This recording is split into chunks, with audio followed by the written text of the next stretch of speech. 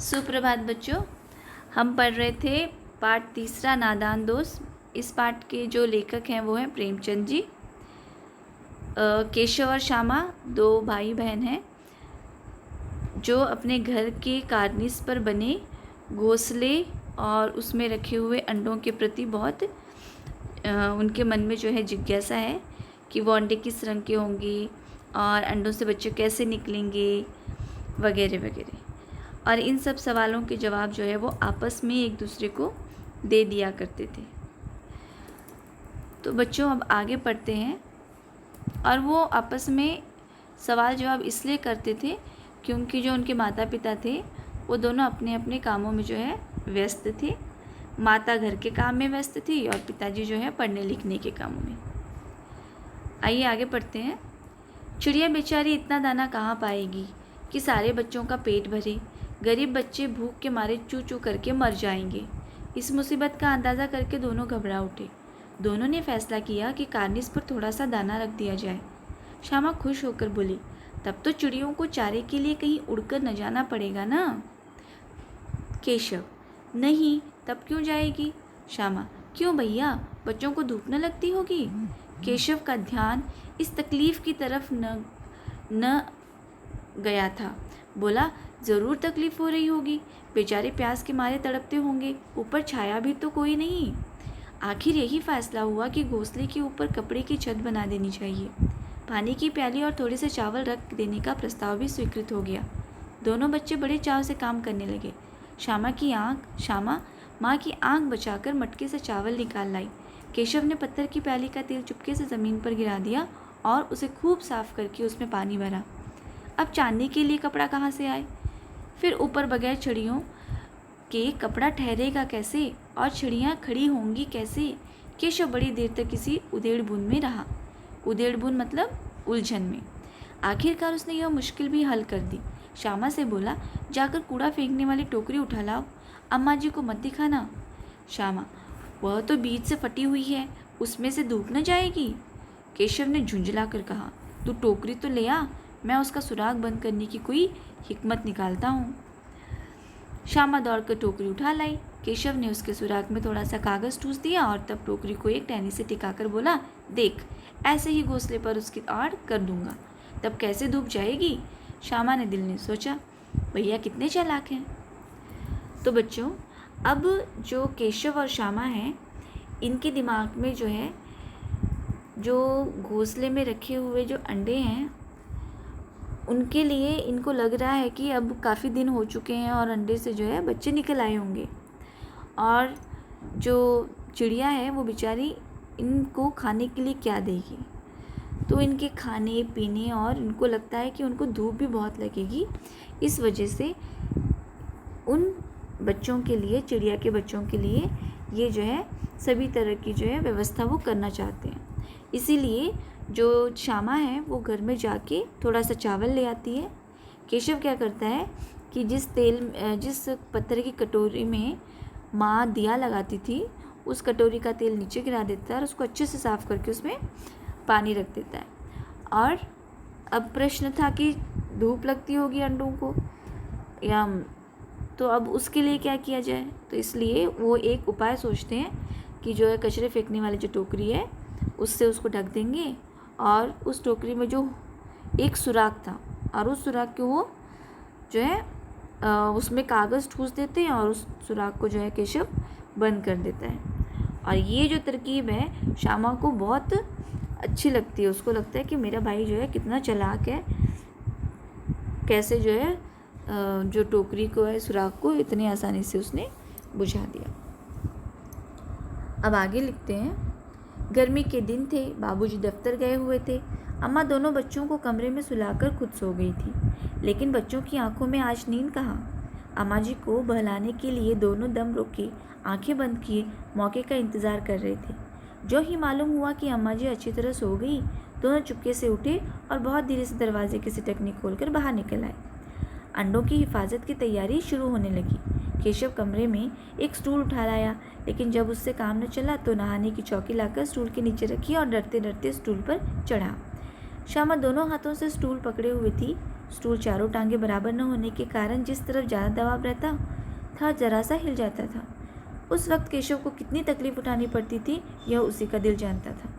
दोनों हाथों से कार्निस पकड़ लेता और श्यामा को दबी आवाज़ से डांटता, अच्छी तरह पकड़ वरना उतरकर बहुत मारूंगा। मगर बेचारी श्यामा का दिल तो ऊपर कार्निस पर था। बार बार उसका ध्यान उधर जाता और हाथ ढीले पड़ जाते। तो बच्चों, अब जो भी उन्होंने तैयारी की थी दाना पानी और छाया की, उसको जो है वो उस कार्निस के ऊपर अंडों के पास जो है उनको रखना था। तो जो केशव है, पहले तो उनकी माँ से उनको अपने आप को जो है वो सारा जो काम जो करना था इनको, ये छुप छुपा के कर रहे थे। तो इसलिए वो वेट करते हैं पहले कि मम्मी अच्छे से सो जाए और उसके बाद जो है अपना काम करेंगे। तो जैसे ही माँ की नींद लग जाती है, दोनों बच्चे घर से बाहर निकलते हैं। फिर जो केशव है वो स्टूल उठा के ले आता है, क्योंकि उसकी जो हाइट थी, जो उसकी ऊंचाई थी, वो इतनी नहीं थी कि वो कार्निस तक पहुंच सकता। इसीलिए स्टूल लेके आता है। लेकिन स्टूल जो है वो जो उसके चारों पैर थे वो एक जैसे नहीं थे। एक जो पाँव था थोड़ा सा छोटा था, इसलिए वो क्या करते हैं, इसलिए जो है वो हिलता था। और उससे ही बड़ी की बात कि स्टूल के ऊपर खड़े होने के बाद भी जो है वो ऊपर नहीं चढ़ पा रहा था कार्निस की। इसीलिए वो क्या करता है, घर जा बाथरूम से जो है उसको चौकी लेके आने के लिए कहता है। देखो यहाँ पर स्टूल है, स्टूल के नीचे चौकी है और उसको जो है श्यामा ने पकड़ा हुआ है ना। तो इसी तरह से वो उपाय करके किसी तरह से जो है वो खड़ा हो जाता है कार्निस के ऊपर उन अंडों के पास दाना पानी रखने के लिए। अब जो है बेचारी श्यामा जो है वो नीचे से स्टूल को पकड़ी हुई है और उसका ध्यान बार बार उन अंडों की तरफ जाता है। और जब वो अंडों के बारे में सोचती है, उसका हाथ जो है उसकी जो पकड़ है वो छूट जाती है, ढीली पड़ जाती है। तो केशव जो है उसको फिर डांटना शुरू कर देता है। और बच्चों, ये सारे काम जो हैं वो चुपके से कर रहे हैं। उनको कोई अंदाज़ा नहीं है कि वो सही कर रहे हैं गलत कर रहे हैं। उनको लग रहा है कि वो सही कर रहे हैं। आगे पढ़ते हैं। केशव ने जो ही कार्निस पर हाथ रखा, दोनों चिड़िया उड़ गई। केशव ने देखा कार्निस पर थोड़े तिनके बिछे हुए हैं और उन पर 3 अंडे पड़े हैं। जैसे घोंसले उसने पेड़ों पर देखे थे वैसा कोई घोंसला नहीं है। श्यामा ने नीचे से पूछा, क्या बच्चे हैं भैया? केशव, 3 अंडे हैं, अभी बच्चे नहीं निकले। श्यामा, ज़रा हमें दिखा दो भैया कितने बड़े हैं। केशव, दिखा दूंगा, पहले ज़रा चितड़े ले आ, नीचे बिछा दूँ, बेचारे अंडे तिनकों पर पड़े हैं। श्यामा दौड़कर अपनी पुरानी धोती फाड़कर एक टुकड़ा लाई। केशव ने झुककर कपड़ा ले लिया, उसकी कई तह करके उसने एक गद्दी बनाई और उसे तिनकों पर बिछाकर तीनों अंडे धीरे से उस पर रख दिए। बच्चों, तह करना, उसकी कई तह करके उसने एक गद्दी बनाई है ना। तह करना मतलब होता है फोल्ड करना।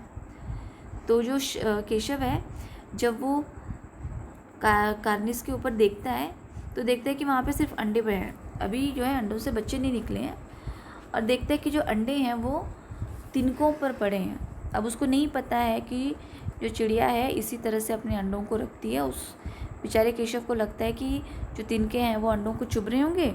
इसीलिए श्यामा से कहता है कि जाकर जो है घर में जो पुराने कपड़ों के टुकड़े होते हैं वो लेकर आ, और फिर उन कपड़ों से जो है वो उसको फोल्ड करके एक गद्दी जैसा बनाता है और अंडों को उसके ऊपर रख देता है। अब आगे श्यामा ने फिर कहा, हमको भी दिखा दो भैया। केशव, दिखा दूंगा, पहले ज़रा वह टोकरी तो दे दो, ऊपर छाया कर दूं। श्यामा ने टोकरी नीचे से थमा दी और बोली, अब तुम उतर आओ, मैं भी तो देखूं। केशव ने टोकरी को एक टहनी से टिकाकर कहा, जा दाना और पानी की प्याली ले आ, मैं उतर जाऊं तो तुझे दिखा दूंगा। श्यामा प्याली और चावल भी लाई। केशव ने टोकरी के नीचे दोनों चीज़ें रख दी और आहिस्ता से उतर गया। आहिस्ता मतलब धीरे से। श्यामा ने गिड़गिड़ा कर कहा, अब हमको भी चढ़ा दो भैया। केशव, तू गिर पड़ेगी। श्यामा, न गिरूंगी भैया, तुम नीचे से पकड़े रहना। केशव, न भैया, कहीं तू गिरा पड़ी तो अम्मा जी तो मेरी चटनी ही कर डालेगी, कहेगी कि तूने ही चढ़ाया था। क्या करेगी देखकर, अब अंडे आराम से हैं, जब बच्चे निकलेंगे तो उनको पालेंगे। दोनों चिड़िया बार बार कार्निस पर आती थी और बगैर बैठे ही उड़ जाती थी। केशव ने सोचा, हम लोगों के डर से नहीं बैठती। स्टूल उठाकर कमरे में रखाया, चौकी जहाँ की थी वहाँ रख दी। श्यामा ने आंखों में आंसू भरकर कहा, तुमने मुझे नहीं दिखाया, मैं अम्मा जी से कह दूँगी। केशव, अम्मा जी से कहेगी तो बहुत मारूंगा, कह देता हूँ। श्यामा, तो तुमने मुझे दिखाया क्यों नहीं? केशव, और गिर पड़ती तो 4 सर न हो जाते? श्यामा, हो जाते तो हो जाते, देख लेना, मैं कह दूंगी। इतने में कोठरी का दरवाज़ा खुला और माँ ने धूप से आंखों को बचाते हुए कहा, तुम दोनों बाहर कब निकल आए? मैंने कहा न था कि दोपहर को न निकलना। किसने किवाड़ खोला? किवाड़ मतलब दरवाज़ा। किवाड़ केशव ने खोला था, लेकिन श्यामा ने माँ से यह बात नहीं कही। उसे डर लगा कि भैया पिट जाएंगे। केशव दिल में कांप रहा था कि कहीं श्यामा कह न दे। अंडे न दिखाए थे, इससे अब उसको श्यामा पर विश्वास न था। श्यामा सिर्फ मोहब्बत के मारे चुप थी, या इस कसूर में हिस्सेदार होने की वजह से। इसका फैसला नहीं किया जा सकता। शायद दोनों ही बातें थी। माँ ने दोनों को डांट टपकार कर फिर कमरे में बंद कर दिया और आप धीरे धीरे उन्हें पंखा झेलने लगी। अभी सिर्फ 2 बजे थे, बाहर तेज लू चल रही थी। अब दोनों बच्चों को नींद आ गई थी। तो बच्चों, जो केशव और श्यामा हैं, दोनों जो उन्होंने सोच रखा था कि वो कार्निस के ऊपर जो अंडे हैं उनके पास जो है पानी, दाना और उनके लिए छाया कर देंगे, उसे और वो कर देते हैं ये काम। लेकिन बात ये होती है कि जो केशव होता है वो खुद सारे काम करके उतर के आ जाता है, हर चीज़ जगह पर रख देता है, लेकिन श्यामा को वो अंडे नहीं दिखाता है। तो जो श्यामा है उसको गुस्सा भी आता है कि जो भैया ने मुझे दिखाया नहीं है, और वो सोचती है कि मैं भैया अम्मा को बता दूंगी। फिर तभी जो है उनकी जो अम्मा है वो घर से बाहर निकलती है और देखती है तो कि दोनों बच्चे जो हैं बाहर हैं, तो उनको गुस्सा करती है और फिर उनको घर के अंदर ले जाती है। अब यहाँ पर माँ गुस्सा करती है कि तुमने किसने दरवाज़ा खोला? तो श्यामा जो है वो बताना तो चाहती थी भैया का नाम, लेकिन वो बताती नहीं है, क्योंकि इसकी 2 बातें हो सकती है। या तो वो अपने भाई को मतलब जो है डांट नहीं करवाना चाहती थी, क्योंकि जो काम भाई कर रहा था उसमें वो बराबर की हिस्सेदार थी, और दूसरी बात कि उसको जो है सही में लगा कि बेचारे भैया को डांट पड़ जाएगी, ये सोच के उसने शायद अपनी अम्मा को नहीं बताया।